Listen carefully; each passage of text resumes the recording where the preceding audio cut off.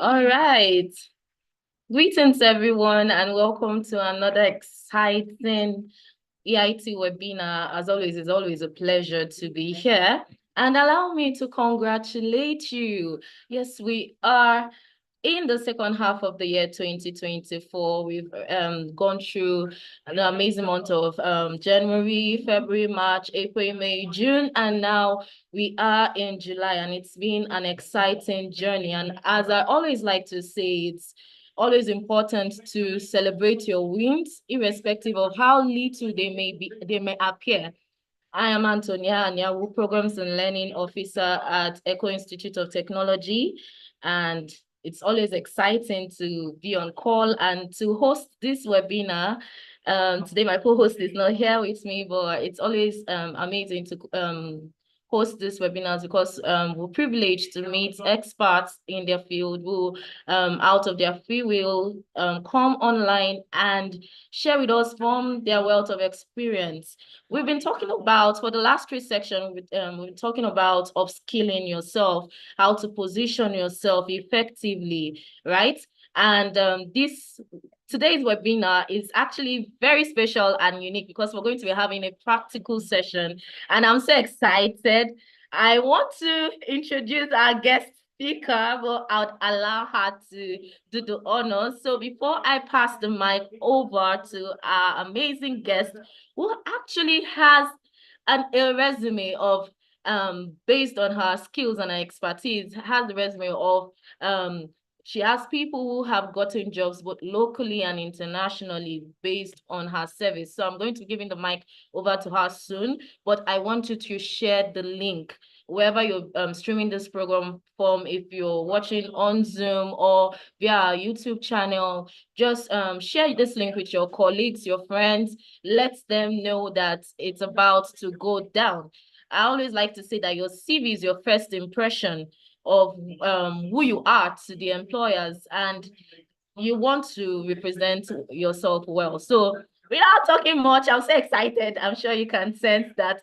I'm going to be passing the mic over to our amazing guest, Uaola Joko. I'm sorry, I'm learning. I promise you guys, I'm going to learn this Yoruba. I promise you. And before going on, I also want to give a shout out to my business head and the project head of Eco Innovation Center, who is also on call, Madam Bola Tito. Such an honor to have you on call today. So I'll be giving the mic over to Ura, who will take us from this level to cruise level. Thank you. Over to you. All right, thank you so much, Antonia, for that short introduction. And good evening to everyone that is on the call today. Just in case you stop hearing me, just feel free to draw Antonia's attention. I'm presenting my slides. I'm not really paying attention to the chat box, so I'm sure she'll be able to like just let me know, oh, we can't hear you and stuff like that. Today I'll be taking you guys on the anatomy of a CV that lands you interviews. There's never going to be a year or a month where people are not applying for jobs, right? Everybody wants to either start out their career, get a job, they're looking to switch careers, they're looking to, land a dream job. You could be working somewhere, but you want something better, or you could be working somewhere you want to get, to your next level. So you're always going to want to have this skill, right? It's actually a skill. Writing CV is a skill. And today I'm hoping that at the end of this session, I would have been able to impart this skill to those of you that would be watching this live or would come across this video sometime later and you're looking to understand how do I write a CV that would get my foot in the door. And when I say get my foot in the door, I mean land you interview and eventually that job that you really want. So to introduce myself, I'm a marketing project manager by day. I currently oversee and lead an offline marketing team across Africa. For now, we're currently live in 10 African countries, and I currently oversee a team in Nigeria, Kenya, Zambia, Cameroon, Senegal, and some of the other countries not listed here. And what I do is I drive strategy, acquisition, and retention of new users that we're acquiring. And in doing that, I'm also simultaneously contributing to the overarching growth goals at Yellow Card app. To summarize that, I'm the head of brand ambassadors at Yellow Card. Aside that, right, what I also do, I am a trusted CV writing partner for career accelerators and tech upskilling startups. And most of my clients currently are based in Nigeria. And just this year, I branched out into the UK. So I can, like Antonia said, I do have an international audience that I now serve. So somebody might say, "Oh, Vera, do you just, consult for just tech startups that are on upskilling, professionals?" No. For professionals and individuals, I offer CV branding services tailored to transforming their currently, and usually when I see CVs, they're mostly bland, right? There's that lack of a, I think I want you, right? So I transform those kinds of CVs into a powerful tool that grabs your employer's attention. The truth is, recruiters typically spend only 10 seconds reviewing candidate CVs. So what I do is I ensure that key elements of the CV, which I will take us through today, are strategically incorporated to make an immediate impact. And to contact me maybe after this call, ask me questions, you can just email me to do that. So the truth is, and the reason why I say this is I'm currently recruiting for BA lead roles in Rwanda and Kenya at the moment. And I've also had to, during the course of this week, still this week, during the course of this week, I've had to review some CVs. And I'll be honest and say, you're reading CVs and you're already immediately thinking, can this person do the job? And then sometimes you look at somebody else's CV and you're like, oh, I definitely want to interview this person. So how do you ensure that a recruiter looking at your CV is thinking, I definitely want to speak to you, right? So that's what we're going to cover during the course of today's session. If you have questions, leave it in the chat box. I'll definitely come back to those questions and take them. Again, the idea for this session is to ensure that it's practical enough that after this session, you're able to, on your own, go back to writing your CVs or, touching up your CV. So you learn something from today, you're able to go back and say, oh, this is what I learned. This is what I need to now change about my CV so that you can land interviews. Because the truth is rejections are tough, right? The time it takes you to apply for, sometimes 10 interviews, 10 job applications in a week. The idea is that you want to land an interview. You're not just applying for the fun of it, right? So you want to ensure that when you're writing your CV, you're doing it the right way. So I'm going to go into how do you think about your CV? The truth is, you want to think about your CV as your corporate brand, but on paper, right? As I was putting together my slides today, I remember thinking, and I was going to ask the question, and I probably would come back to the chat. I don't know how many we are on this call today, but I want you to think about everybody that you follow on social media, right? There's a reason that you follow them. Maybe they are engaging, right? There's just something about them that you love, right? For me, at my workplace, I know within my teams, there's just somebody that is very articulate. There's just somebody that is just confident. Oh, I think I want to speak like this person.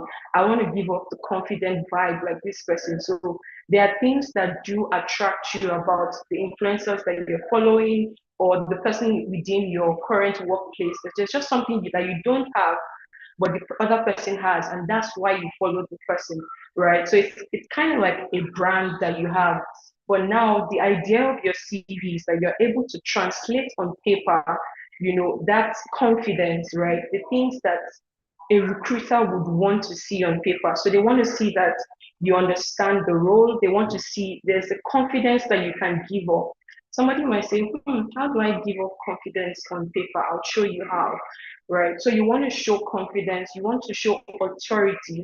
So you're not just saying, I've done this. It's like there's an authority that you come on paper, showing that I can actually do this. They're not Nigerian slang, it's not audio experience, it's not, you're not lying to, there's a way you can, this person is lying. This person has not really done it or done it to a place where they are an experienced person in terms of this job or job responsibility I'm about to task this person to do when I hire them. So you want to show that you're an authority in the space of business development, for example. You're an authority when it comes to, I can give you this responsibility and I know that you will not flop in a way, right? So your curriculum vitae or CV, or some people call it resume, is often the first thing that a prospective employer will see of you. Nobody's going to first call you and say, oh, tell me what you know. They would probably ask for your CV. Even if your uncle was helping you look for your job, they will tell me, send your CV, right? So your CV is always what anybody looking to help you get the job or somebody who is recruiting, right? So even if I was working somewhere and I'm like, Antonia, there's an opening in my company, I'm not going to just go to the HR person and say, oh, I have a friend, she's very good. The HR is going to say, send me a CV, right? So this is the first thing they will see of you, and you want to ensure that you're making the right first impressions, right? I'm seeing people join. Welcome, Timmy Tokwe, Duro Timo. I hope I pronounced your name right. So you want to ensure that when you're writing your CV, you pack it with a punch. You're coming at like, I'm going to give my CV the best because this is what people would see first, right? So this would help the recruiter decide, do I want to interview you? So again, like I was saying earlier, I'm currently interviewing for a role in Rwanda and Kenya. And the truth is, I don't want to spend so much of my time recruiting people that are not the best fit for the role. It's a waste of my time, to be honest. So when I'm reviewing the CV, I want to ensure that I'm getting into the room. So this could be Zoom, this could be in person, this could be via Google Meet or something. I'm ensuring that when I interview you, you're going to bust my brain. You're going to make sense on, when I'm asking you questions, you're able to, share your experience, things like that. So I want to ensure when I'm looking at the CV, can this person deliver on this job? Because I don't want to waste my time. I don't want to waste your own time as well. So you want to always ensure that you're selling yourself and you're making it engaging without lying to your future employers, right? Because some people will say, oh no, I do this, I do that, I do, and then when they're working with you or they're interviewing you, it's like you're not. Your paper says this, your CV says this, but the vibe I'm getting from you is saying something else. So you want to ensure that you're being honest as you're writing your CV. So what not to include on your CV? So when we're writing our CVs, I want us to think about the following things, right? We've identified that these things can serve as a bias, right? So, and it's not the person's fault. It's just as a way you can just this person is 50 something years old. Are you sure? If this person is already thinking, this person is probably married before kids. Are you sure this person can focus on the job? And can this person do that? So you want to ensure your age is not necessary, to be honest. You can take it off your CV if you're doing that. Marital status. I don't see how being married is going to help you. Being married or single is going to help me understand whether you can be a very good real estate agent, for example, right? Adding your photo, this can be discriminatory. So I'm looking at you, this one is fine, this one is not, this one is this, those things are irrelevant. I don't want to have to be looking at your face and, I'm even on my own. It's not intentional, but I'm being biased, right? If I'm going to hire somebody, you want to ensure that I'm hiring somebody based on their experience, based on their ability to deliver on the job, right? So all of these things do not matter. Your health status, nah, it's not necessary. Um, Maybe later on during the course of working, because we're coming to a place where there's a lot of diversity. People, companies are being more open, and then you can say, oh, I have this particular health challenge or this particular disability, right? So there's actually some companies that they tell you we are DEI focused. So but it's not necessary for it to be on your CV, right? I don't need to come here and say, oh, I'm this or I'm that. Your nationality, well, it's not something to really focus on. You can take it off your CV, educational institution and address, not necessary. Just put in the name of the university, the timeline when you were there from 2011 to 2015. That's pretty much your degree. So BSc, computer science, that's pretty much all you need. And then irrelevant or minor trainings or qualifications unrelated to the role. So if they're applying for a health related role, why are you putting a certification that does not matter or is not relevant to the role that you're applying for? So those take off those things and only put qualifications that are, key to the role or, matter to the role that you're applying for. I'm going to just pause real quick just to check that everyone can still hear me. I don't know if Antonia can just help me. Yes, we can hear you. We're following Okay. on. Yeah. Okay. All right. So this is what a CV typically should look like. So you want to have the header, right? The header pretty much is welcome, Fred. The header pretty much is your name bolded. It's bold and rather. It has your name, your title. Title is not necessary, right? But title is good when maybe you're switching careers, right? So I want to be able to let them understand that I'm specifically looking to apply for a data analyst role or something like that, right? So it's not really important that you put in the title, but it's not a terrible thing not to put in your CV. So your name, the title, sorry, skip nationality. That's a mistake. It's not supposed to be there. So your name, title, contact, right? So I like you. I looked at your CV, it's nice. Now, how do I reach you? You want to put your contact information. So your phone number is great, and your email is also good. And then your LinkedIn, your LinkedIn profile is also good to add. But that's when you're sure that I've worked on my CV, like I've really optimized my profile and it makes sense, especially in fintechs, right? So sorry, tech roles. These people actually go. I know I've applied for a couple jobs and I would see the HR person, the person that I eventually talk to. Like, you know how LinkedIn shows you somebody has viewed your profile. So when I then eventually go in for the interview, you would see then when they're introducing yourself, like, oh, okay, that's the person that checked me out on LinkedIn.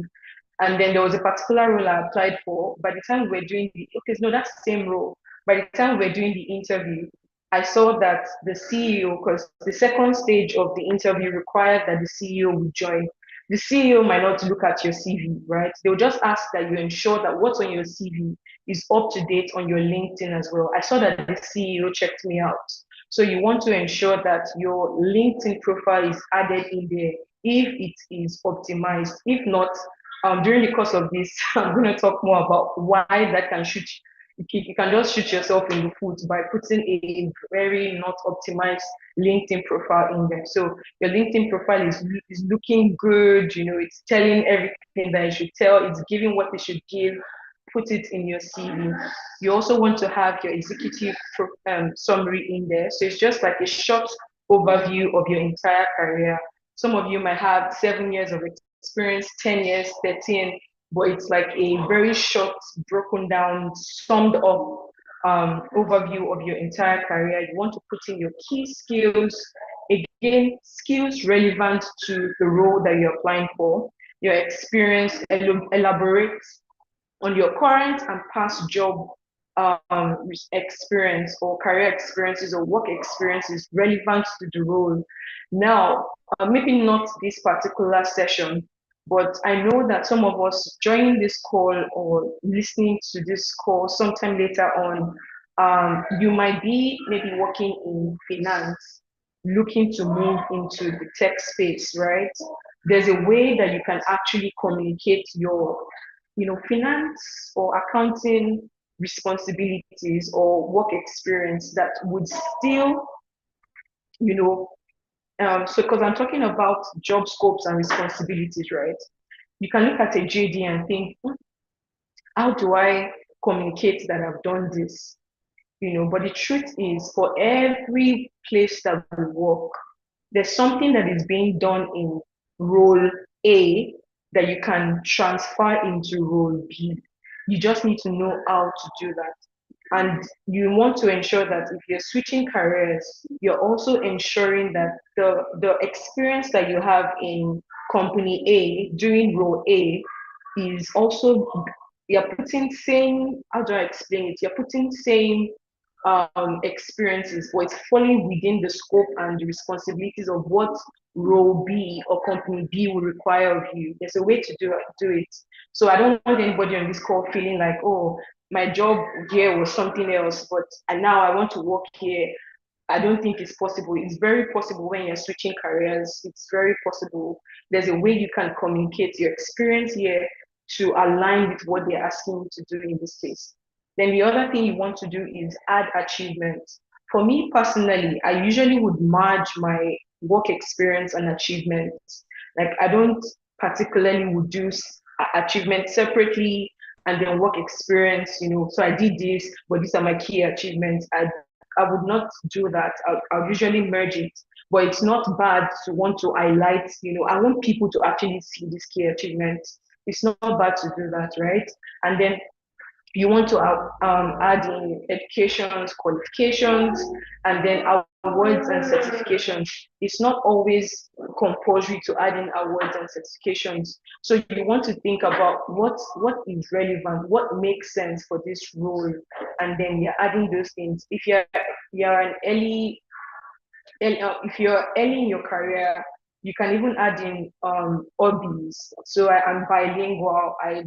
In fact, letting people know the languages you speak might be relevant to put on your CV. If you're applying for a customer service role, for example, you want to put that, oh, I'm bilingual. I speak Mandarin. I speak English fluently. I speak Hausa language. But if I'm applying for a role in Nigeria where people predominantly, maybe a role in Lagos where people predominantly speak English, and I'm not front facing customers, I might not need to put in language. And there's no need for me to say, oh, I'm fluent in English and French. It's not necessary. But sometimes you would see maybe you're applying for a role, maybe it's a remote role. You see some of these job description will carry speaks German, right? So if you see that in the role, then it makes sense to show them that, hey, I actually do speak German as well, right? So you're not just banking on, oh, I speak English. They're asking that, speaking German is an additional advantage.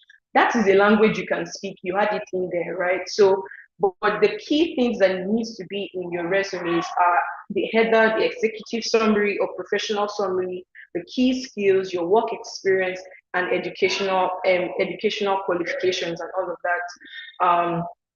Personally, I no longer add references available upon request, right? Um, I don't put it in there any longer, but I still see people putting it there, and it's usually for traditional companies that are still sticking to more of the traditional vibe. Some of them would even ask that, I mean, it might be, you have to also think about the company that you're applying for, right? Some companies would want for you to put that I stay in, Magodo, Lagos, Nigeria.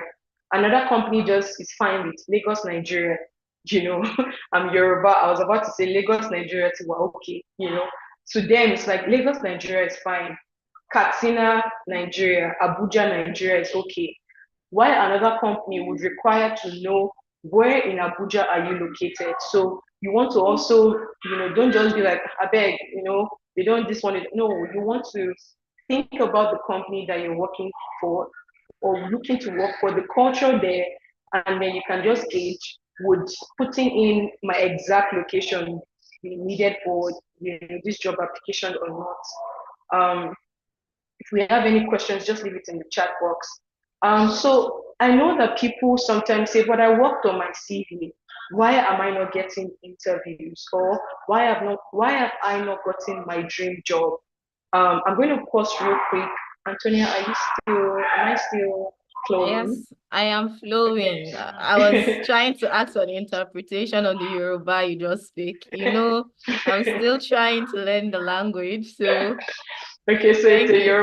it's a Yoruba slang, like tiwa okay, it's enough, like Tiwauke means it's enough, right? So so the Added it to dependency. my vocabulary now.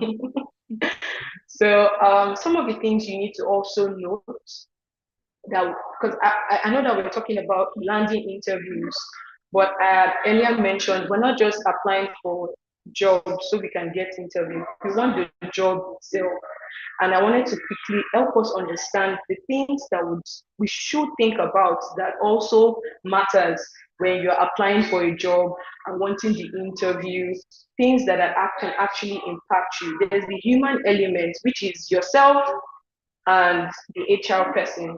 So God forbid that your HR person is, pressed for time, and maybe your CV was, it's not terrible, but it's not the best, right? So sometimes I've been able to look at a CV rather, and I'm like, there's just that sense of this person did not communicate their CV and their experience well.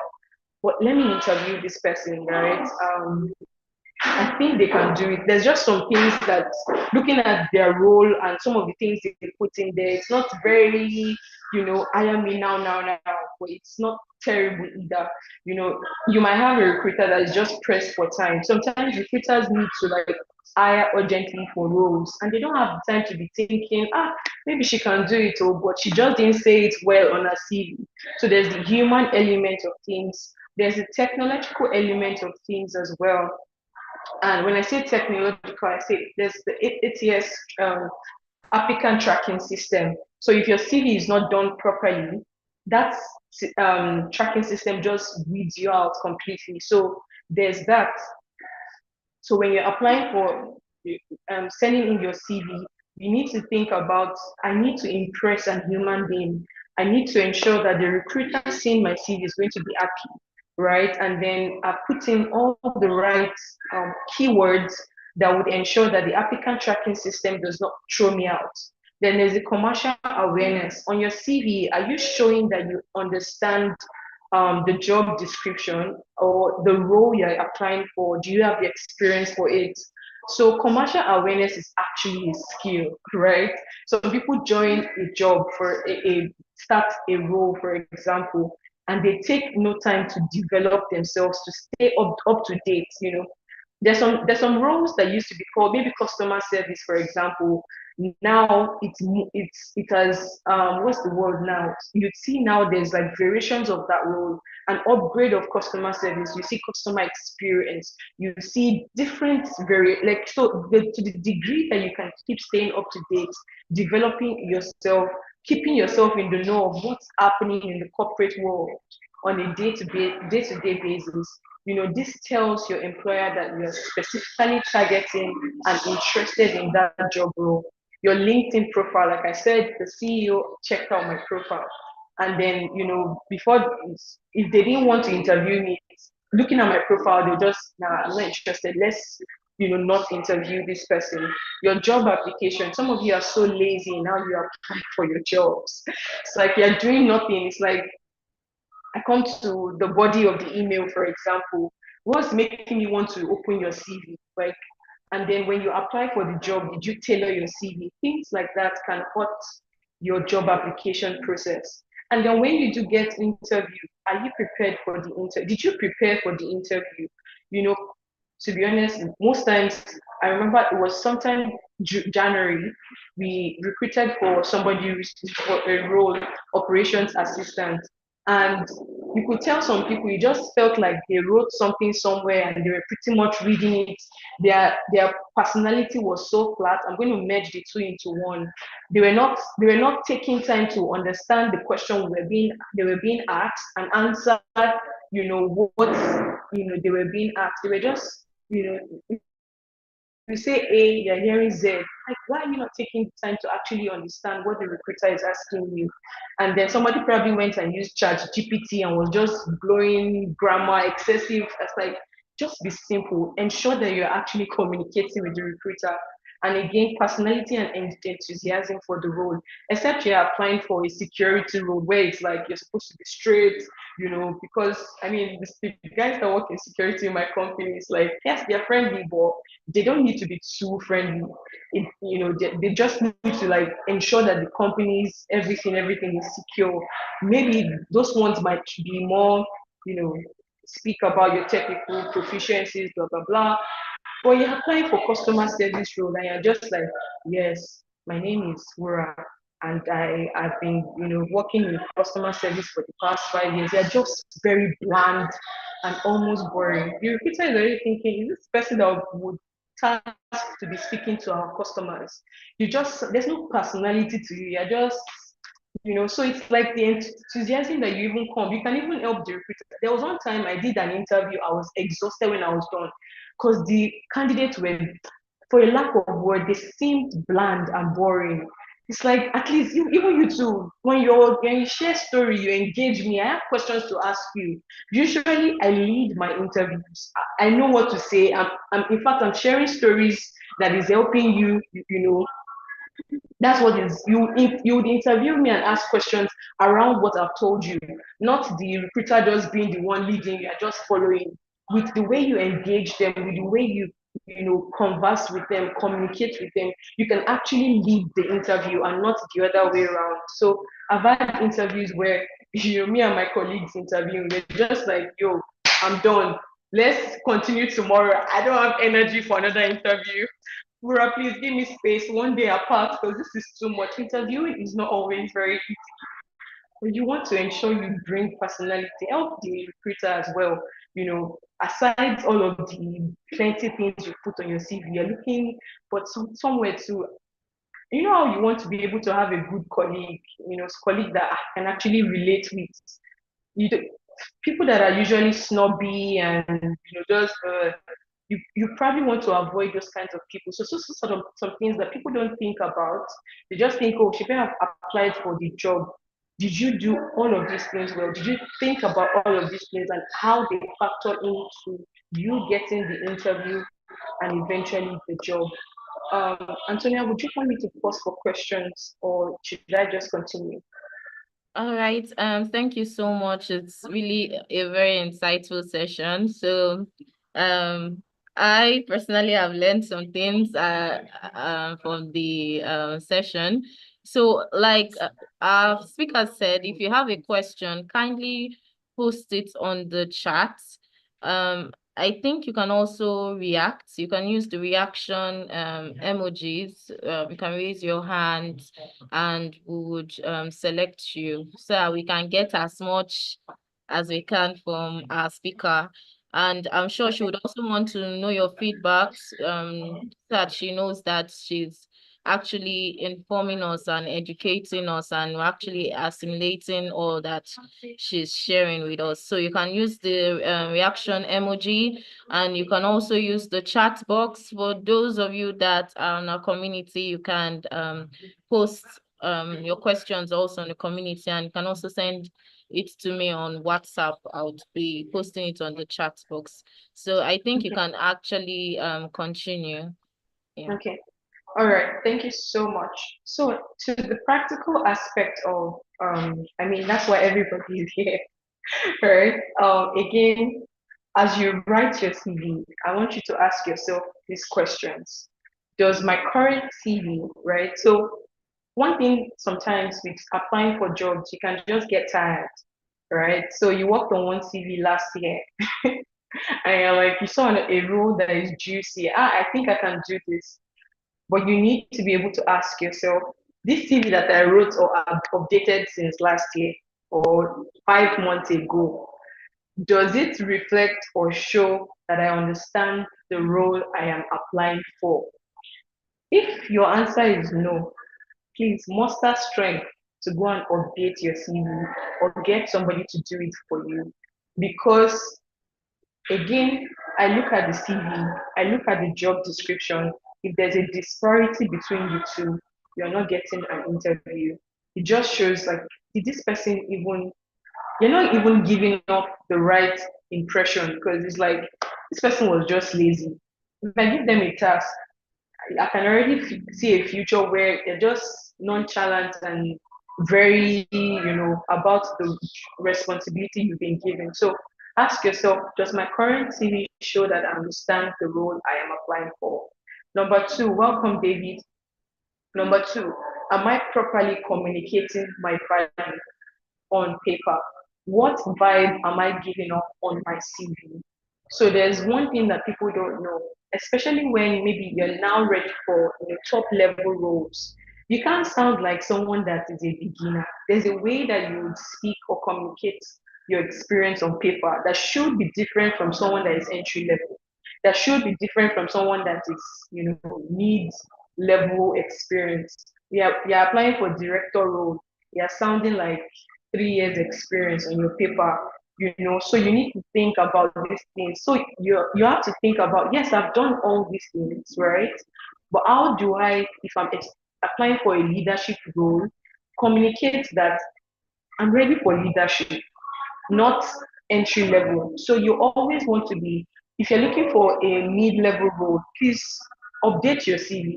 That CV that you used for your entry level role when you were applying, don't use that same CV when you're applying for a job requiring 7 years experience, 8 years experience. Please, I'm begging. And then technical terms for this role, for most people sometimes they're just bland with the words that they're using. You have to always, like I said, in commercial awareness, what are the words, what are the technical terms for this particular role? For my role, for example, um, there was a time I did not understand what MAUs mean or above, um, what's it called now? Um, Sorry, it's evening. My brain is not as sharp as I want it to be, and it's a Saturday.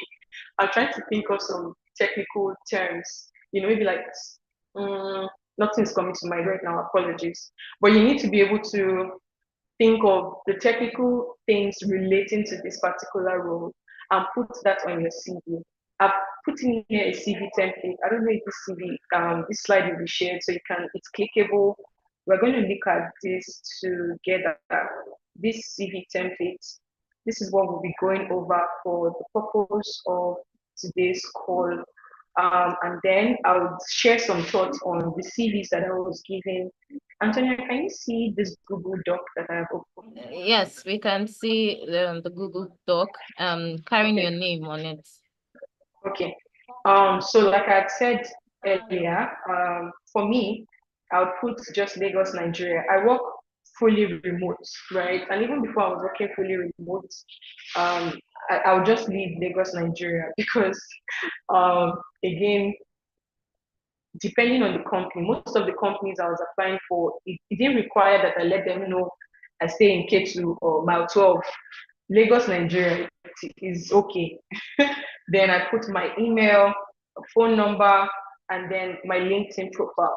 So how do you go about working on your executive summary? I don't know how I can navigate this. It's like a stock.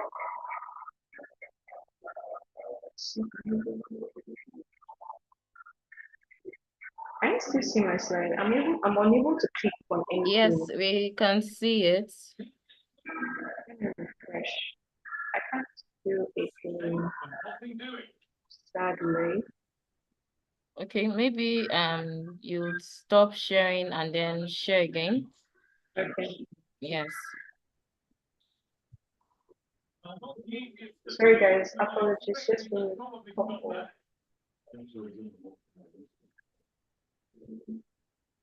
Let me see if I can send you the link.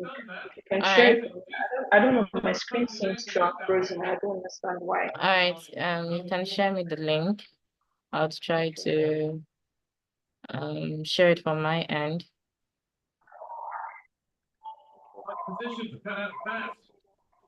While you were speaking, we had some people join the call. Thank you so much, Mr. Wilson. In fact, special shout out to everybody in the room now. We've been having people leave and join, and some people complained that it's due to network, but I'm sure they will still try to join in again. So while we're trying to sort the link issue. I'm sure we've been learning a lot from Rua. Hello, David. Thank you. Our beautiful social media manager is here, Olabunpe, the anonymous. Thank you, Fred. Thank you, Mr. Modis. Thank you, Muiwa. Thank you, Stephen. Stephen, so nice to have you on call. Thank you, Tammy Talkback. So nice to have you on call. Thank you, Victor. Thank you, Mr. Wilson. It's just exciting to have everybody on call. Okay, all right. So I've received the link. I'm opening it now. Okay, just a moment, please.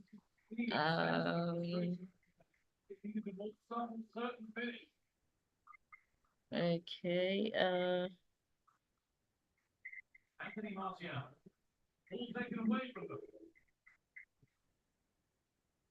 okay, so I'll be sharing my screen now. Okay, so can we all see my screen? Yes, I can. All right, fantastic. Thank you All right. so much. Thank So, you. how do you, so this is an example of a CV, right? And please note that there are no hard and fast rules to this thing, right? You just want to ensure that you understand the basics. Like I said, my name is in there, my location, my email, my LinkedIn profile, a contact number to call me on. For the summary, an example of a summary would be I would usually want to, it doesn't have to be bullet pointed like this, right? But this is something that I've been trying out lately. It could just be like a paragraph or two, right? Some people do it that way, but this is a new way that I'm trying out. I write CVs for a living, so and this has not hurt anybody in the process. You still get the job. So you want to put sum up your background in one sentence, your years of experience in what role, what field, what industries have you worked for, or the types of companies, healthcare industry is an industry, healthcare is an industry, financial services, experience in it. You want to, this is where I have, a very, very, my experiences revolved around these industries or around this role. So an example would be 10 years of experience in agency recruiting and leading internal talent teams for global tech companies and startups. And then something you want to do is you want to give the scope of what you did. Was it just 5 teams? Was it 20? Was it 2,000 employees? This just helps the recruiter. Oh, okay, this is the magnitude of the work this person has done. And then you want to add up some figures or some results in terms of revenue if that pertains to your experience. So if it's a product designer, you want to think about again what kind of companies or products have you designed for? Is it products for related to healthcare, related to financial services? You want to put in some of those um, some of those products or projects that you've worked on in your CV. And then if you have an idea of what the impact of this was, put in what impact you made. And then you want to put, these are just examples, right? During the course of this session, we'll see different examples for different roles. So for when you get into the work experience, again, ensure you put in the location from where you worked from, the timeline that you were there. If you started in December 2021 and you are still working there, you can just put to present, welcome treasure, put the name of the company and your role or your job title. Now, one thing that is not important to do, but is nice to do. So if you're working for a very big brand like Microsoft, everybody knows Microsoft. It might not be important to put that, right? But a company like, I don't know what company to use. You want to be able to put maybe like a 1 to 3 line. So maybe they don't know about this company, but it's a really, I mean, there are companies doing great, but people might not necessarily know about them. So you want to include a 1 to 3 line about the company that describes what they do, who they do it for, their geographical reach. For me now, the company I work for is across 20 African countries, right? So I'll put 20 African countries and then the number of employees and maybe annual revenue if it's necessary. The max is 3 lines. We want to keep it to 2 lines or 3 lines at the most. So let's go into example. Actually, if you just scroll up to a bit under ABC company. So from what we've said, you want to put the name of the company. This person is a talent, works as a talent, works in talent acquisition or maybe HR for some of you that work in that area. I've put in the day, the month, and the year, and then I'm no longer working there, but this is just an example. So the person says ABC company is a global digital healthcare. So if your company is Lagos based, you can say ABC is a Lagos based digital healthcare and AI startup. If your company is Africa based or, I mean, just put the reach that has secured, if they're currently funding phase, you can put that in. If they've funded before, something that you can say is, in Series C, $40 million, like my company had previously um, funded for $40 million. It's something you can put there in funding across how many rounds, So think about the company you have worked for and what are things body of notes that make sense. If not, skip putting any summary about the company. And then it has said here that they're currently serving 24 million beneficiaries or 24 million users, right, in 15 countries. For Yellow Card, where I work, it's 20 countries and has had greater than 2,000 employees worldwide. Then you can then go down. If you need screenshots, feel free to screenshot so that you can, for some of you, start to update your CV today. So one thing that might make sense if you're a key member of your team, you want to say one of 4 recruiters or one of 4 program managers reporting to the director of something. So in this case, this recruiter is one of, maybe, in a company, they have 4 recruiters who have to oversee the entire recruiting for the company, knowing that this company is a global brand. Maybe it's an early stage startup or, it's okay to have 1 to 2 recruiters, but for the scale of this company, they need more than 4 recruiters, or they had 4 recruiters overseeing recruitment. So I am one of these 4 recruiters, and I report to the director of Clinical Talent Africa, Clinical Talent Europe, Clinical Talent Nigeria. So put the scope or the reach, and then this is how I support the company. I supported the company expanding to 9 African states. So if you're a program director, especially those of you that need maybe setting up accelerators, for example, when you joined, they were at one accelerator based in Lagos. Now you've scaled it into the northern part of Nigeria, into the southern part of Nigeria. You can put it there. Don't just be bland and say, I oversee program direction for this, that. What exactly did you do? So notice how I am merging not just my responsibility, but my achievement into one. Like I said, I personally do this. If you want to separate your responsibilities and then your achievements, you're free to do so, but don't make it so lengthy. Because again, recruiter might not always have the time. They are pretty much scanning pretty fast. So I always merge mine into one or keep it as summed up as possible. Then the other thing is this person is letting them know. Some of you, you might not have left the company. For someone like me, I know where I started, promoted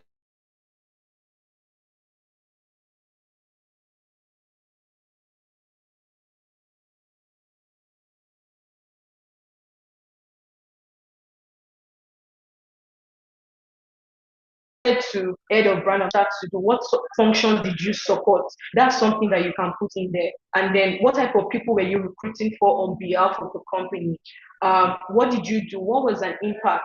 Immediately I joined or during the course of my being the talent acquisition manager, I saved 550,000 in agency equivalent fees.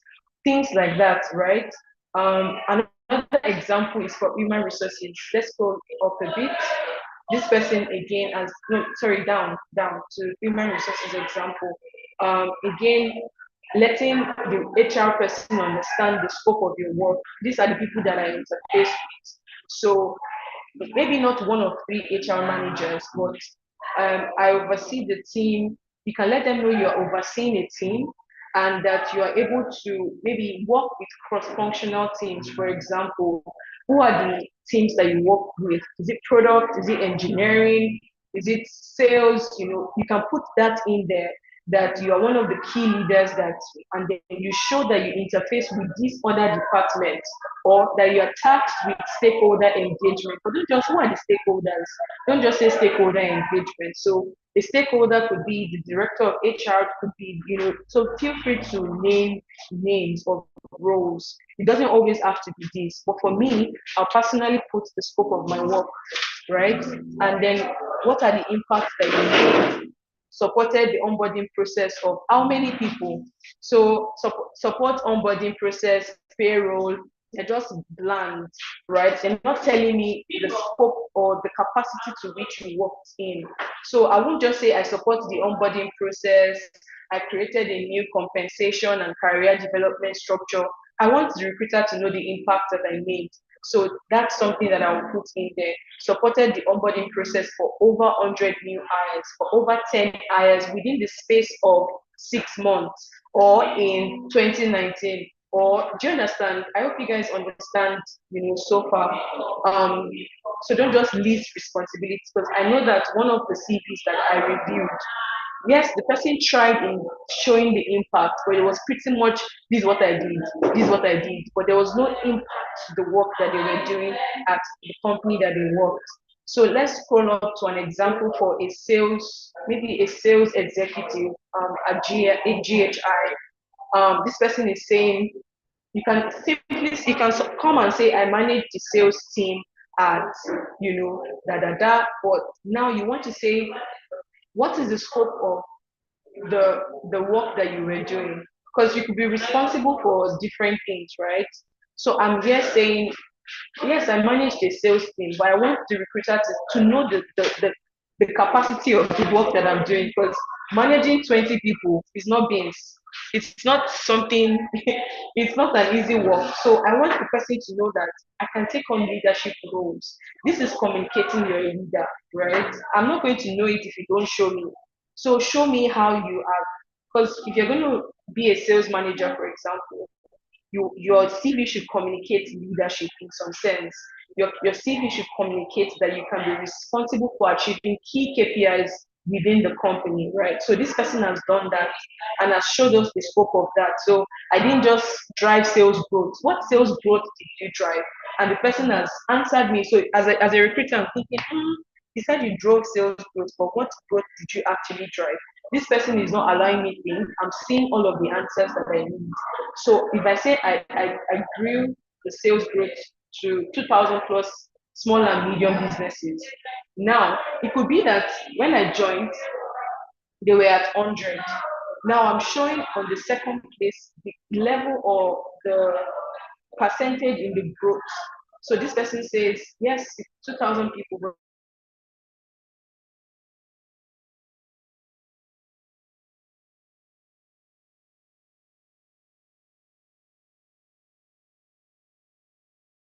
but this is where we were, and I grew to done the impact of it. I think that's something that, if there's anything, take that from this session or from this call, that don't just list the responsibilities, communicate your impact as well. This is an example for an operations associate or operations manager. So I might not go in depth into this, but I will maybe if you need the template, it's linked on the slide. You can just look at it.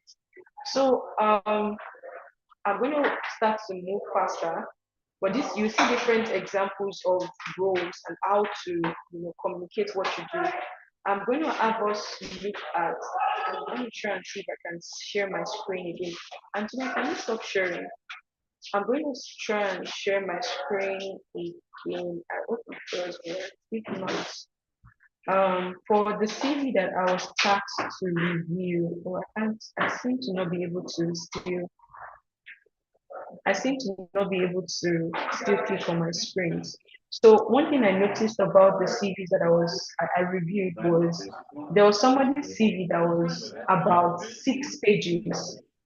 And to be honest, my question, I had questions for that person. It's like, why do you have 6 pages of your CV?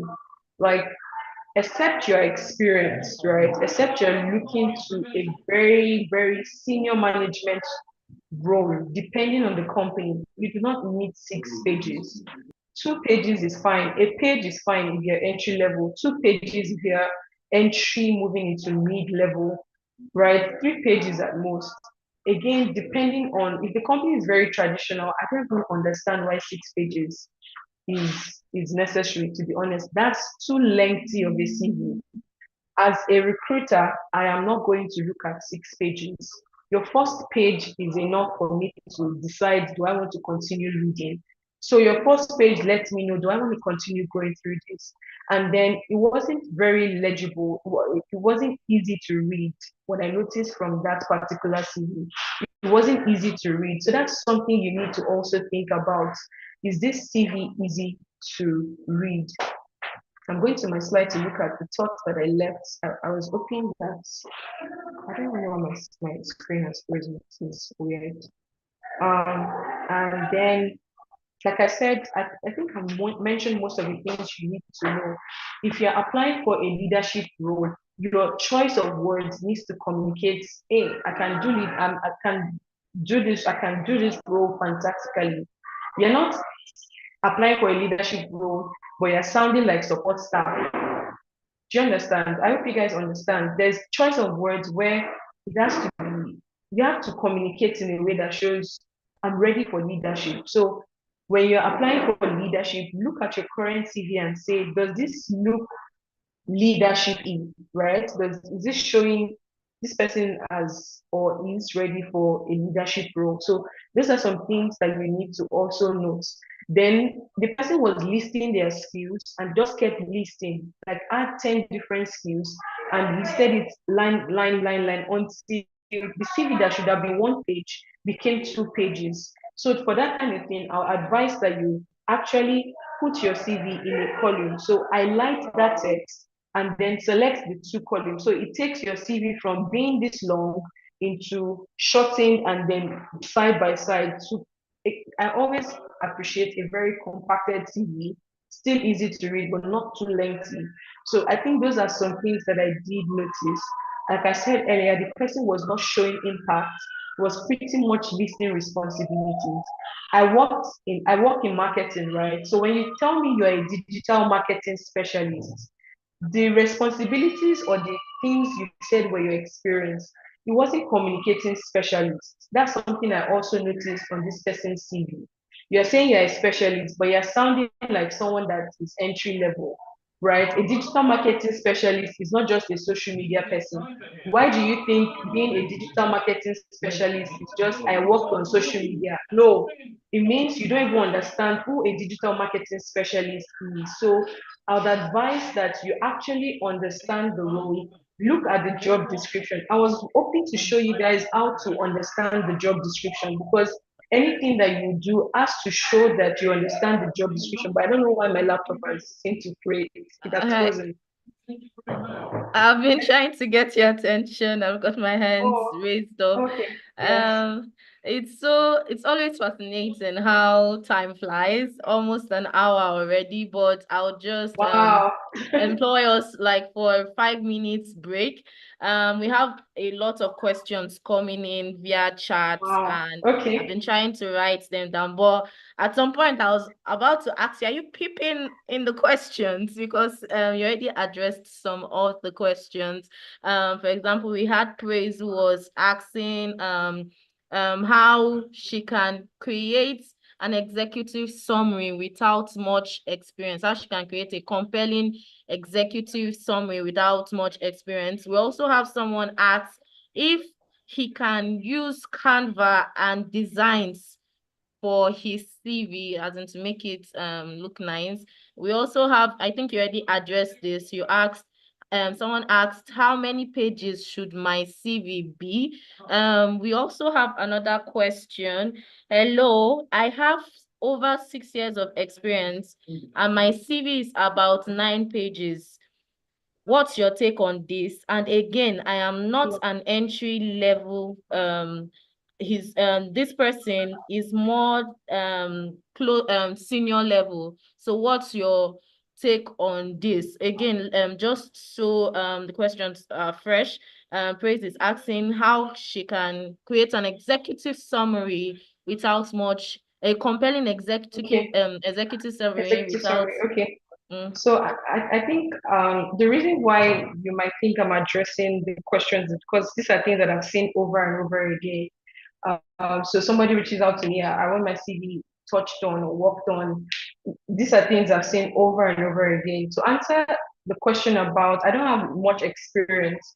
So you want to lead with your so an example would be maybe you're you're a master's holder, for example, because I know some people that went on finished their BSc, then their masters, um, before even getting a job. So you want to lead with what stands you out further from every other entry level person. So masters, uh, you can lead with in there, put in I have a master's in this with a focus in data analytics, for example, master's in journalism with a focus in, put what the focus is, right? And then an example would be for maybe people applying for internship, for example, in at the very beginning, you want to show projects. So I don't have plenty work experience, but you might have had projects when you were in university that can speak to the responsibilities that you might be doing. So you were writing proposals, you were doing this, right? So speak to projects that you've worked on if you have projects, right? Then, like I said, blow up your bachelor's degree with what you focus on, right? And show maybe detail oriented, master's degree holder in information science with a passion for data analytics. I've never worked in data analytics, but I'm ready to start as a data analyst. The second thing I want to see is that you are certified. Maybe you've learned something about data analytics. You can push that in there, and then projects that you've worked on. When you're learning things, data analytics, they give assignments, projects. This is something that you worked on, broke down, analyze data about blah blah blah. Use your assignments, use fantastic, projects in there. fantastic. Yes, Thank you, yes. Rura. Then I think Praise would have to come to you for more tips because we have more okay, questions coming in. okay, The next question was how can I use CV and designs for my CV? That was the next okay. question. So if you can So just use like a my minute because we have answer to okay, three I'll be very other fast. questions. Okay, my answer to that would be, except you're in product design, UI UX, where you have to be very, bright, because those things require very good visuals and all of that. If not, I don't know why you don't want to stick to Google Docs, Microsoft Word, because some of those things, when you're overly creative, when it's not necessary, you're designing this, you're putting colors, it can be a bit distracting. What should have worked in your favor is now, it's just like, what, this is too much. So I would ask that, what role are you applying for, and why don't you want to just use a Microsoft Word or Google Docs? If it's product UI UX where you have to, be all about visuals, graphic designer, then by all means go ahead and do the splash of colors and all of that. But do it reasonably, because those things can also end up being not so good in your favor. Then the Right. other question was, I have How 9 years many? experience Yes. on my So CV. yes. So I'll just Yeah. mention the third question and the fourth question. Okay. The third question was asking about how many pages should be on my CV. And I think it's also in the same light with the fourth question, which is I have over 6 years, although this person is concerned based on the experience that they've had. So this person saying I've had over 6 years of experience and my CV is about 9 pages. Too What's your long. take on this? And this person is a senior level applicant. So my answer would be, it's still too long. It's too long, right? I understand that you want to show everything that you've done, But let's just keep in mind that it should be as relevant as possible to the role that you're applying for. If not, it's almost like, nah, it's too long. 9 pages is too long. Let's keep it at 6 pages. If you have such length and then senior leadership role, 6 pages is fine. 9 pages is a lot. And then if you're entry level, mid level, you want to keep it for 2 pages. Right. So the next question is, I want to ask this question for someone trying to transition to a new career with no experience. Oh, it's almost similar to the first question. With no experience in the career the person is transitioning to, but has some certifications. How can the person structure his or her CV? I think you've already Okay. touchlights. Yes, yes. So the person leads with projects they've worked on as well.